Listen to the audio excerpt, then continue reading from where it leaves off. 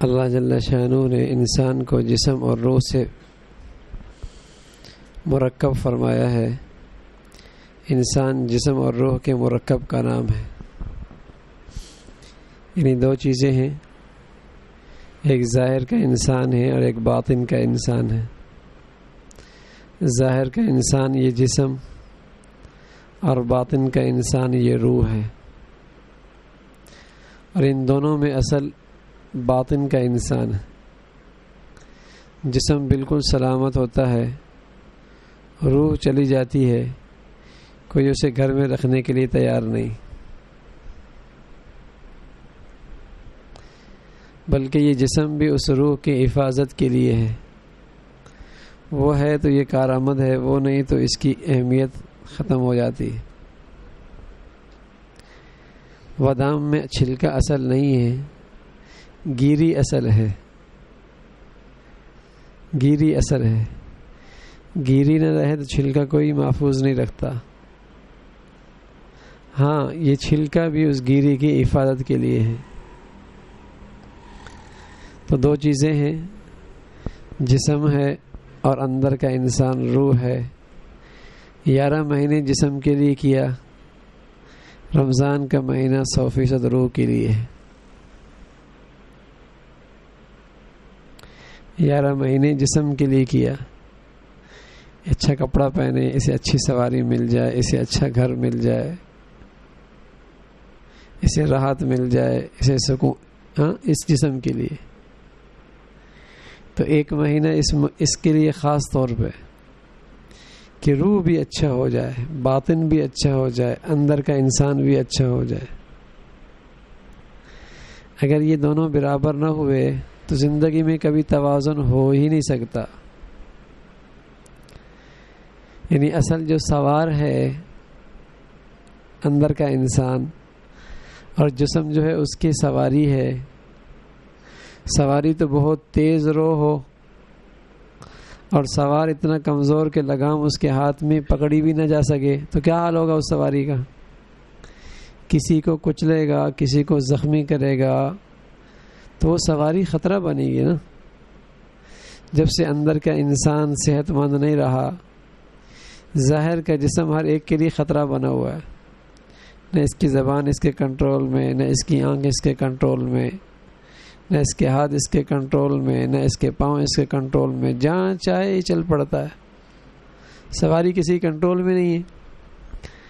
پہلے اندر کا انسان اسے کنٹرول کیا کرتا تھا، اب کہتا ہے مجھے غصہ یار قابو میں نہیں ہے۔ تم یہاں اندر کے انسان پہ محنت کرو تب قابو میں آئے گا نا۔ پتہ نہیں یہ آنکھیں بچتی نہیں ہیں، کیسے بچے گا؟ اندر کے انسان کو تو بناؤ۔ دماغ کنٹرول میں نہیں، ایسے چلتا ہی رہتا ہے تو چلے گا میاں؟ جو شاہ سوار ہے، جس کے ہاتھ میں لگام تھی، وہ تو ہے ہی کمزور مریل۔ آپ رمضان میں تھوڑا سا محسوس کرتے ہوں گے، اس ٹوٹی پھوٹی عبادت کا بھی اثر یہ ہوتا ہے کہ اندر کے انسان میں کچھ طاقت ملتی ہے تو آنکھ بچنا شروع ہو جاتی ہے، آنکھ مچنا شروع ہو جاتی ہے، کچھ احساس پیدا ہونے لگتا ہے غلط ہو رہا ہے۔ اور اگر اندر کا انسان 100% ٹھیک ہو جائے، سبحان اللہ، زندگی کتنی خوبصورت ہو جائے۔ بلکہ پھر نگاہ اٹھ جائے تب تکلیف ہوگی۔ اب نگاہ جھکانے میں تکلیف ہوتی ہے نا، پھر نگاہ اٹھ جائے گی پھر تکلیف ہوگی، اتنا فرق آ جائے گا۔ اللہ فرما، انسان جسم اور روح سے مرکب کا نام ہے۔ اگر انسان کا جسم ہٹا دیا جائے تو انسان کی روح نہیں رہے گی، اور روح ہٹا دیں تو جسم نہیں رہے گا۔ دونوں ایسے لازم اور متلازم چیزیں ہیں کہ ایک کے بغیر دوسرا باقی نہیں رہ سکتا۔ ویسے اللہ کو بڑی قدرت ہے، جیسے اللہ نے عالم ارواح میں روحوں کو رکھا بغیر جسم کے، اور بعضوں کے جسموں کو قبروں میں محفوظ رکھا بغیر روح کے۔ طاقت ہے اس کی۔ حضرات انبیاء علیہ الصلاۃ والسلام کے جسم 100% سلامت ہیں، اولیاء اللہ کے جسم 100% سلامت ہیں، شہداء کے جسم 100% جسم زمین میں سلامت ہیں۔ لیکن سنت اور قاعدہ یہ ہے کہ روح اور جسم دونوں لازم اور ملزوم ہیں، ایک دوسرے سے جدا نہیں ہوتے۔ جس طرح اللہ نے دو دوا اور غذا اور پرہیز کو جسم کے لیے تیار فرمایا، اسی طرح روح کے لیے بھی انتظام کیا ہے۔ جسم کے لیے بھی غذا بھی ہوتی ہے، دوا بھی ہوتی ہے، پرہیز بھی ہوتی ہے۔ غذا نہ کھائیں کمزور ہو جاتا ہے، دوا نہ کھائیں بیماری نہیں ختم ہوتی، پرہیز نہ کریں دوائیں کھاتے رہیں تب بھی فائدہ نہیں ہوتا۔ بڑھیا غذا کھا رہا ہے، بکرے روز کھا رہا ہے، دیسی گھی کھا رہا ہے، لیکن تھوڑا تھوڑا زہر بھی ساتھ ساتھ چاٹ رہا ہے، جسم کو صحت مل جائے گی؟ نہیں ملے گی نا، کبھی نہیں ملے گی۔ ارے اتنی بہترین غذا کھا رہا پھر بھی صحت مند نہیں ہو رہا، میاں بد پرہیز ہے بڑا۔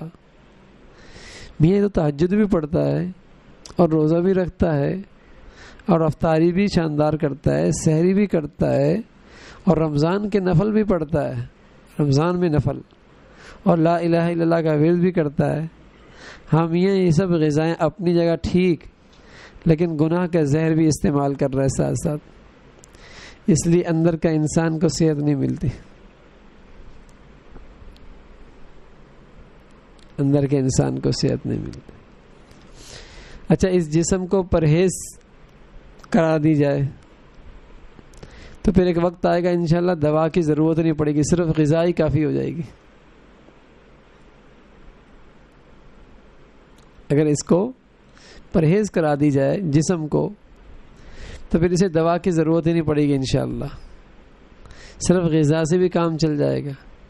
بلکہ غذا بھی اگر سوکھی روٹی کھائی اور پیاز کے ساتھ یا چٹنی کے ساتھ روٹی کھائی تب بھی انشاءاللہ طاقت آ جائے گی، بد پرہیز نہیں ہے نا، بیمار نہیں ہے۔ اسی طرح اگر روح ٹھیک ہو جائے اور بد پرہیزی سے بچ جائے، انشاءاللہ غذا کی ضرورت نہیں پڑے، دوا کی ضرورت نہیں پڑے گی، صرف فرائض اور واجبات پر اکتفا کرے گا تب بھی یہ اللہ کا ولی بن جائے گا، تب بھی اللہ کا کوئی شک نہیں ہے اس میں، تب بھی یہ اللہ کا ولی بن جائے گا۔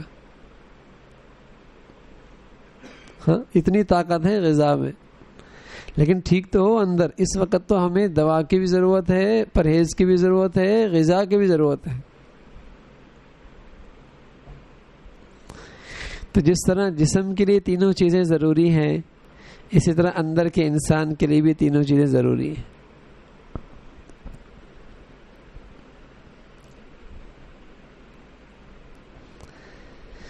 جیسے جسم کے لیے دوا، غذا، پرہیز کا زمین و آسمان تک زبردست انتظام کیا ہے، اسی طرح روح کی دوا، غذا اور پرہیز کا بھی زبردست انتظام کیا ہے۔ جس طرح جسم کی ترقی اور بقا کے لیے غذا کی ضرورت ہے، بقا اور صحت اور حفاظت کے لیے جسم کو دوا کی ضرورت ہے، جسم پر آنے والے بلاؤں اور مصیبتوں سے تحفظ کے لیے پرہیز کی ضرورت ہے، اسی طرح بیائی ہی روح کی حفاظت کے لیے دوا کی ضرورت ہے، روح کی بقا کے لیے روحانی غذا کی ضرورت ہے، اسی طرح روح پر آنے والی بیماریوں سے حفاظت کے لیے پرہیز کی ضرورت ہے۔ تو یہ تینوں چیزیں اندر کے انسان کے لیے بھی ضروری ہیں۔ آج دنیا کا انسان جسم کے لائن سے غذا، دوا، پرہیز کو جانتے ہیں، ساری دنیا اور اس کی دانشگاہیں اور اس کا تعلیمی نظام اور اس کی فکریں وہ جسم کے گرد گھوم رہا ہے کہ اس جسم کو اچھی غذا مل جائے، اسے اچھی صحت مل جائے، اس کی اچھی دوائیاں تیار ہو جائیں، اور کس طریقے سے اس انسان کو نقصانات سے بچایا جائے، پرہیز۔ ساری دنیا اسی کی پیچھے لگی، اور جنہیں اللہ رب العزت نے بصیرت دی تھی، اور سب سے بڑی بصیرت کا حصہ نصیب فرمایا انبیاء علیہ الصلوۃ والسلام کو، انہوں نے جو سب سے پہلے انتظام کیا کہ اندر کے انسان کو غذا مل جائے، اس کے لیے دوائی کا انتظام ہو جائے، اس کے لیے پرہیز کا انتظام ہو جائے، تبھی وہاں انسان ٹھیک تھا، جھونپڑیوں میں رہ کر بھی ٹھیک تھا، اور آج محلات کے اندر بھی رہ کر ٹھیک نہیں ہے۔ اچھا، یہ آج بھی ہو سکتا ہے، یہ نہیں کہ پہلے کی بات تھی، آج بھی ہو سکتا ہے۔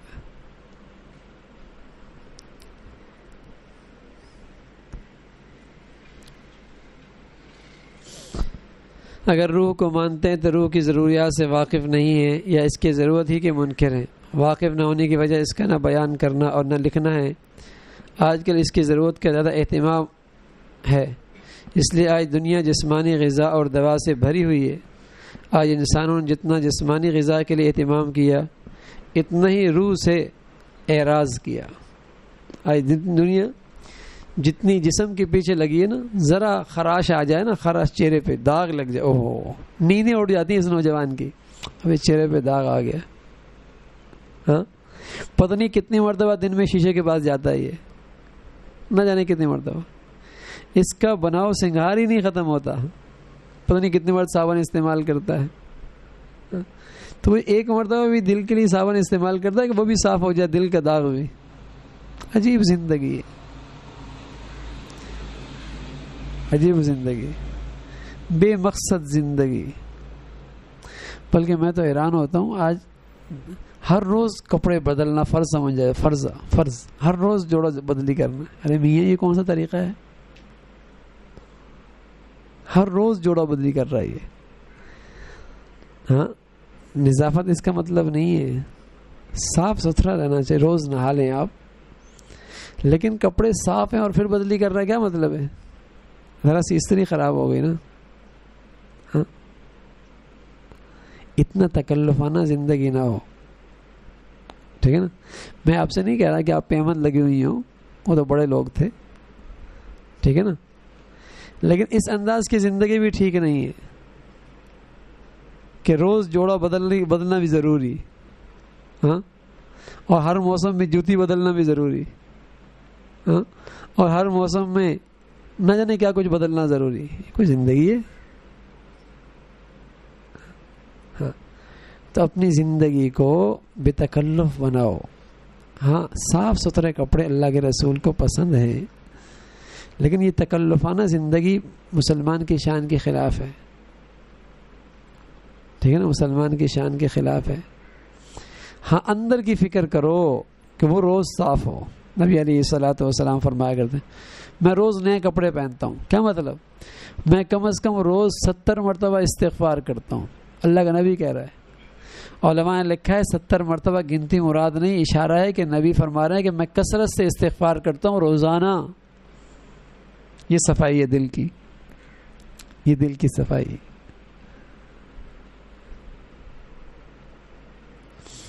تو باطن کی فکر نہیں ہے آج، ظاہر کی بڑی فکر ہے. ہاں ظاہر کی بڑی فکر ہے.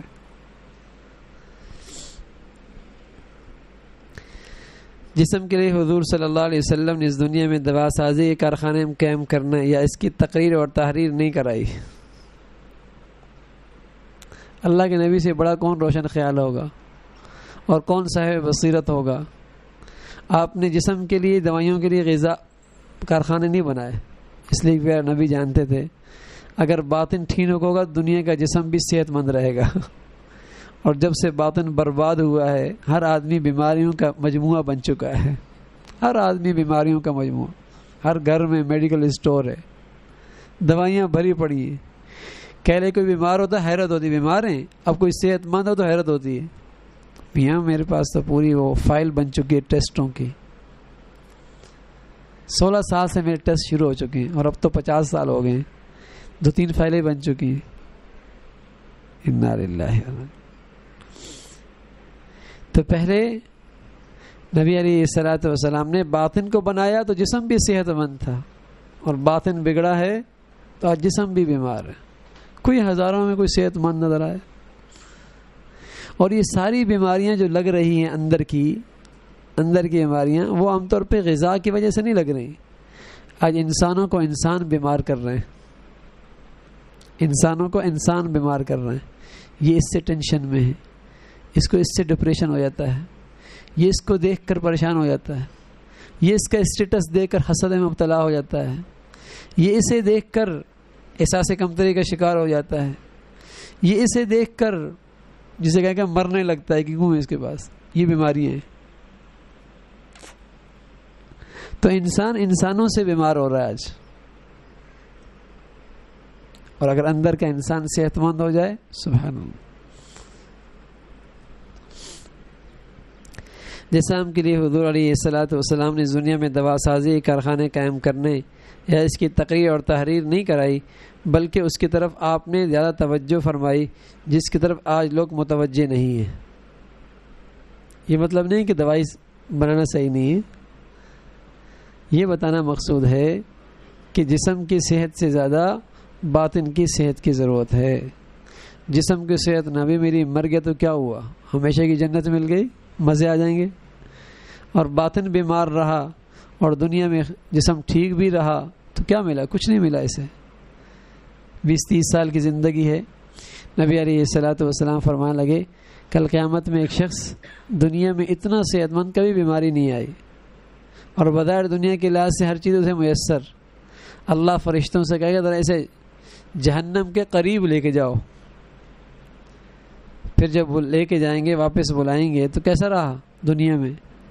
کہا اللہ دنیا میں ایک لمحے کے لیے بھی کوئی راحت نہیں ملی، سب راحتیں بھول جائے گا، ایک ہوا کے جھونکے سے، جہنم کا ایک ہوا کا جھونکا دنیا کی ساری آسائشیں بھلا دے گا، ساری راحتیں بھلا دے گا۔ اور کوئی آدمی جسمانی لحاظ سے اور دنیا کے لحاظ سے فقیر رہا لیکن باطن بڑا تازہ رہا، سبحان اللہ، اسے جنت کے قریب لے کے جایا جائے گا تو کہے گا اللہ دنیا کے اندر تو مزے ہی مزے رہے، وہ ساری تکلیفیں بھول جائے گا ایک لمحے کے اندر۔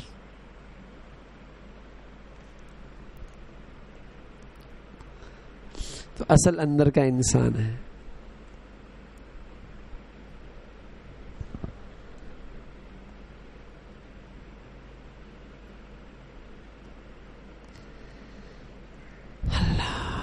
جس طرح بار بار ذہول ہو جاتا ہے، بھول ہو جاتی ہے کہ روحانی غذائیں کیا کیا ہیں اور روحانی دوائیں کیا کیا ہیں، روحانی پرہیز کیا کیا ہیں، اس کو بتلانے کے لیے اس طرف متوجہ ہوئے۔ یوں تو جسم کی طرف بھی آپ متوجہ ہوئے، لیکن جسم کی طرف توجہ ہوئے جسم کی حیثیت سے، جسم کے درجہ اور مقام کے اعتبار سے، گویا کہ تھوڑی توجہ جسم کی طرف ہوئی اور زیادہ توجہ روح کی طرف ہوئی، جس طرف آج لوگوں کا ذہن بھی نہیں جاتا اور اس کو ضرورت ہی محسوس نہیں کرتے۔ عرض یہ ہے کہ روح کی غذا اور دوا اور پرہیز کیا ہے جس پر روح کی ترقی ہے۔ اگر جسم اور روح دونوں کی لائن چل رہی ہے تب تو روح اور جسم کا توافق رہے گا، پھر انسان حیات ابدی اور نجات ابدی حاصل کرے گا۔ لیکن بغیر روح کی طرف متوجہ ہوئے صرف جسم کی طرف متوجہ ہونے سے کام نہیں چلے گا۔ آج بہت دنوں کے بعد یہ بات یہاں بیٹھتی یاد آئی، اور غالباً 20 سال پہلے میں نے یہ بات کہی تھی۔ قرآن کو اتارا گیا روحانی غذا اور روحانی پرہیز بتلانے کے لیے، قرآنی جسمانی غذا اور دوا اور اس کے پرہیز بتلانے کے لیے نہیں اتارا گیا، بلکہ اسے تو مشاہدے پر ڈال دیا اور کہہ دیا کہ یہ تمہارا تجربہ ہے۔ قرآن اللہ رب العزت نے روحانی غذا کے لیے اتارا ہے اور اس کے اندر بتایا تمہاری غذا کیا ہے، تمہاری دوا کیا ہے، تمہاری پرہیز کیا ہے۔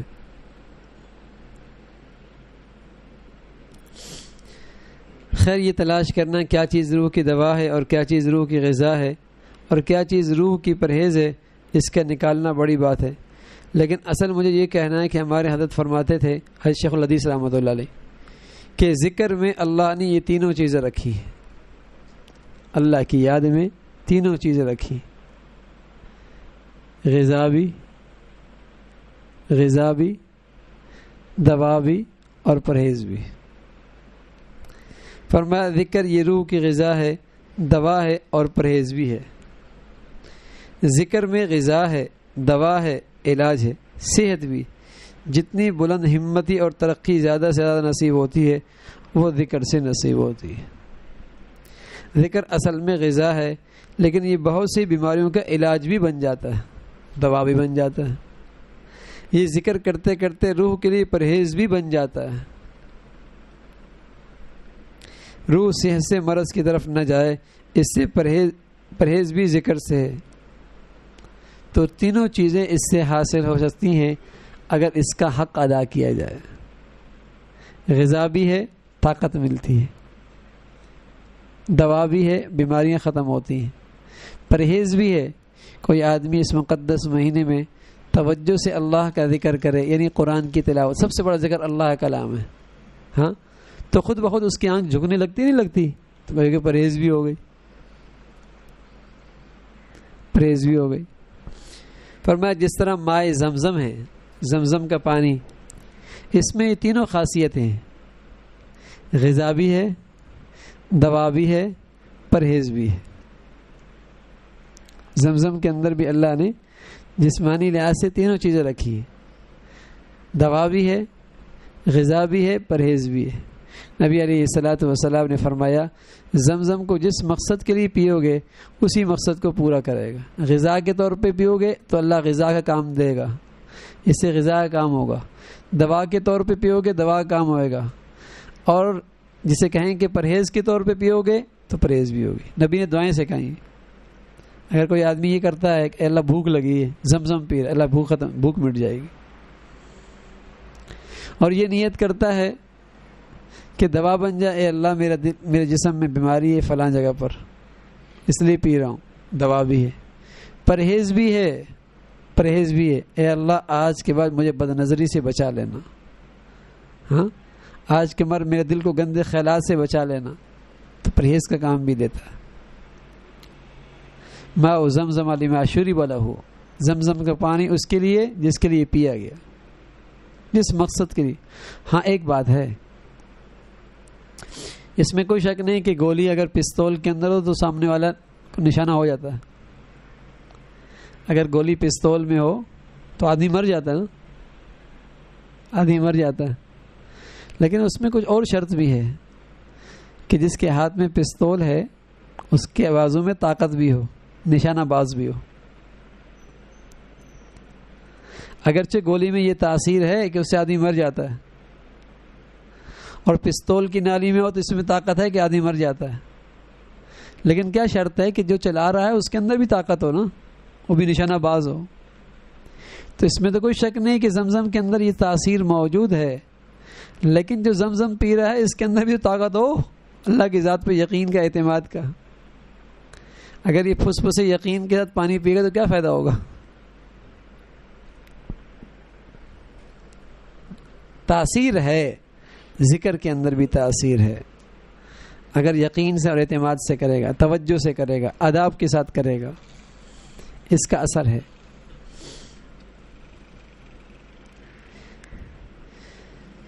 پیاس بجھانے کے لیے پانی وہاں یہ زمزم تینوں خاصیت کے ساتھ رکھتا ہے۔ ماء زمزم لما شرب لہ، زمزم اس کام کے لیے جس کے لیے پیا جائے۔ طعام طعام شفاء سقیم، پینے کا پانی تو ہے ہی۔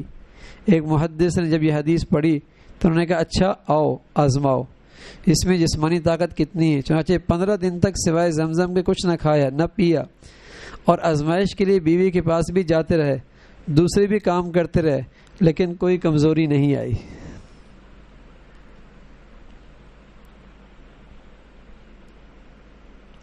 اور نہ کسی کام میں حرج ہوا، پیاس بجھتی رہی، اس کے بعد نہ کھانے کی ضرورت رہتی، اور اس کی دوا کی جگہ بھی استعمال کیا۔ ہے طاقت، جب اللہ کے نبی نے کہہ دیا تو سچ کہا نا، مجھے فائدہ نہیں ہو رہا، مجھے اعتماد نہیں ہے، اعتماد نہیں ہے۔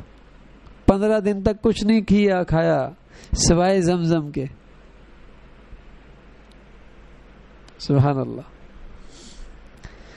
میں کہا کروں کہ زمزم میں 3 خاصیت نہیں بلکہ 6 خاصیتیں، جہاں اس میں جسمانی 3 خاصیتیں ہیں، غذا، دوا، پرہیز، اس طرح روحانی بھی یہ 3 خاصیتیں ہیں، سبحان اللہ۔ اگر روحانی طور پہ صحت مند بننا چاہے، پرہیز کرنا چاہے، ہاں، اور دوا کے طور پہ استعمال کریں، زمزم اس کا بھی کام دیتا ہے۔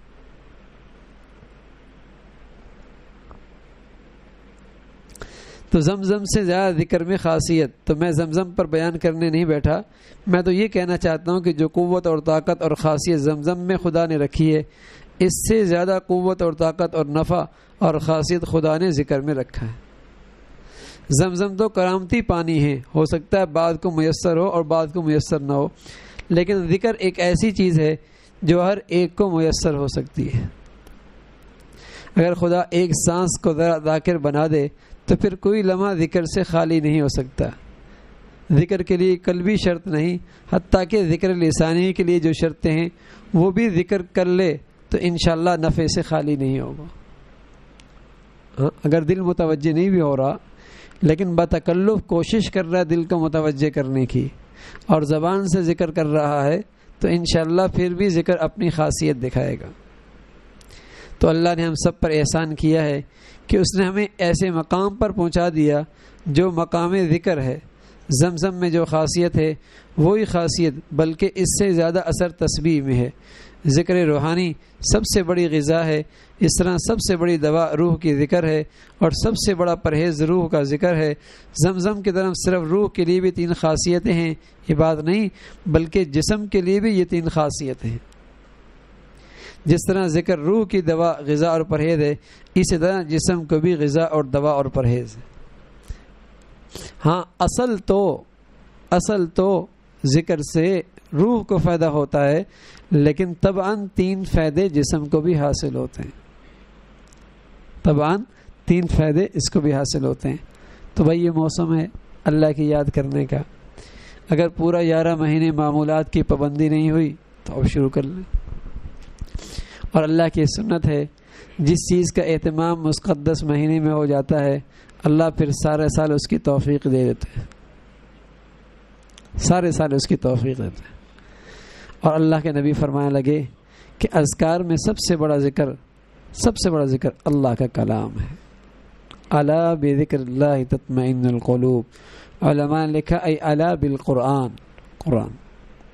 تو جہاں اپنی تسبیحات کرنی ہے وہاں اس رمضان میں سب سے زیادہ قرآن کی تلاوت کرنی ہے۔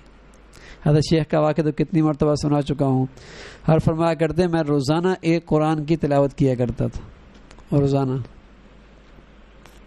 اور فرمایا جو منزل میں نے رات کو تراویحوں میں پڑھنی ہوتی اس کو میں احتیاطاً 31 مرتبہ پڑھتا تھا، 31 مرتبہ۔ اور فرمایا 31 مرتبہ اس لیے پڑھتا کہ اگر 29 کا چاند ہو جائے میری 30 کی گنتی پوری ہو جائے۔ اور فرمایا میری زندگی کے 40 سال کا معمول رہا ہے، ہر رمضان میں نے یہ کیا ہے۔ چلو ہم اتنا نہیں کر سکتے تو بھائی کم از کم اس کا آدھا حصہ تو کر لیں۔ وہ تو شیخ الحدیث تھے اور پتہ نہیں اور کتنا کام ان کے ذمے تھا اور کتنی مصروفیت تھی، لیکن پھر بھی ہم تلاوت کرتے تھے۔ ہم کہتے ہیں ہم تو ان سے زیادہ مصروف ہیں۔ جب آدمی اللہ کی یاد کرتا ہے نا میرا عزیز، اللہ اس کے وقت میں برکت بھی دے دیتا ہے، عجیب برکت، نیند میں برکت ہو جاتی ہے، کام میں برکت ہو جاتا ہے، الحمدللہ عجیب برکت آ جاتی ہے۔ تو ہمت سے کام لیں، ہمت سے کام لیں، آگے بڑھیں کہ اس مہینے کے اندر خوب تلاوت ہو، اور کوشش یہ کریں گنتی پوری نہ کریں۔ ہاں گنتی پوری نہ کریں کہ میں نے اتنا ختم کرنا ہے، کثرت سے کرنا ہے، لیکن اس میں آداب کا بھی خیال رکھا جائے، آداب کا بھی مزے سے لے کر۔ جس قدر اس کا اہتمام کرے گا انشاءاللہ اس قدر روحانیت کو تقویت ملے گی۔ ہاں توجہ کوشش کرے، توجہ کے ساتھ جتنی دل کو متوجہ کر کے تلاوت کرے گا انشاءاللہ اتنی اس کی روحانیت بڑھی۔ اور کوشش کریں کہ یہ مہینہ ایسا گزر جائے کہ اندر کا انسان 100% صحت مند بن جائے، پھر اگلا 11 مہینے میں کام آ جائے۔ اللہ نہ کرے کوئی ایک مہینہ گزر جائے اور میرا ایک قرآن بھی ختم نہ ہو، عجیب بات ہے، ایک قرآن بھی ختم نہیں ہوا۔ ہاں ایسا نہ ہو۔ حفاظ تو آرام سے 10-15 مرتبہ کر سکتے ہیں، 30 دنوں میں 10-15 قرآن ختم کرنا کیا مشکل ہے حافظ آدمی کے لیے؟ یعنی روز 2 سپارے پڑھنا کیا مشکل ہے؟ کتنے ختم ہوں گے؟ 2 ختم ہوں گے۔ ہاں؟ اور اگر 5 سپارے پڑھ لیے تو کتنے ختم ہو جائیں گے؟ 5 ہو جائیں گے۔ اور 10 پڑھ لیے تو 10 ہو جائیں گے۔ یعنی حافظ آدمی کو تو کوئی مشکل ہی نہیں نا، 10 مرتبہ تو ویسے ہی اپنی منزل دہراتا ہی ہے، اب اس کو تھوڑا سا بڑھا دیں۔ عام آدمی جو ہے جو ناظرہ خواہ ہیں، ہاں وہ کم از کم 3 قرآن ختم کرے، کم از کم 10 دن میں 1 قرآن ختم، 30 دنوں میں 3 قرآن ختم، یعنی روز 3 سپارے پڑھ لینا۔ ہاں کیا مشکل ہے؟ تھوڑی سی ہمت ہو انشاءاللہ اللہ مدد فرمائے گا۔ اور اپنے دل کی صفائی کی نیت کرے۔ حضرت رائے پوری رحمۃ اللہ علیہ فرمایا کرتے حضرت سے کسی نے پوچھا آپ قرآن کی تلاوت کیسے کرتے ہیں؟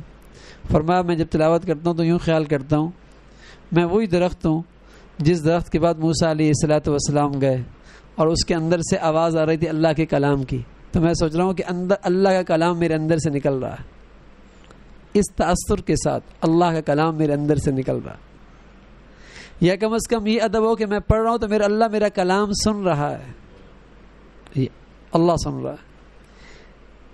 بھائی دنیا میں کوئی ذی مرتبہ شخص ہو، جب آدمی اس سے گفتگو کرتا تو پوری طور پہ توجہ ہوتا نہیں ہوتا، تو اللہ سے بات کر رہے ہیں، تھوڑا سا اہتمام ہو، اس اداب کا اہتمام ہو، پھر دیکھیے انشاءاللہ قرآن دل کی دنیا میں کیسا انقلاب برپا کرتا ہے اور کیسی طاقت بخشتا ہے۔ تو یہ مہینہ قرآن کا مہینہ، خوب تلاوت، اللہ ہم سب کو اس کی توفیق نصیب فرما دے بھائی۔ اللہم لک الحمد کلہ ولک الشکر کلہ، اللہم لک الحمد کلہ ولک الشکر کلہ، اللہم اعنا علی ذکرک و شکرک و حسن عبادتک، اللہم اعنا علی ذکرک و شکرک و حسن عبادتک، نستغفر اللہ سبحان ربک رب العزة عما یصفون وسلام علی المرسلین والحمد للہ۔